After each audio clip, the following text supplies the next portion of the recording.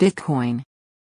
Bitcoin is a decentralized digital currency that was created in 2009 by an unknown person or group, using the pseudonym Satoshi Nakamoto.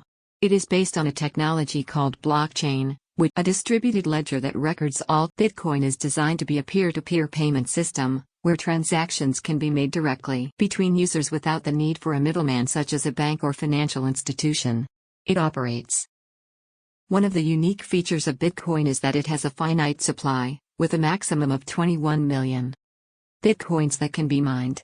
As of 2021, over 18.5 million mined, and the supply is expected to reach its limit in the year. Bitcoin has gained popularity as a speculative investment, with its price fluctuating greatly over time.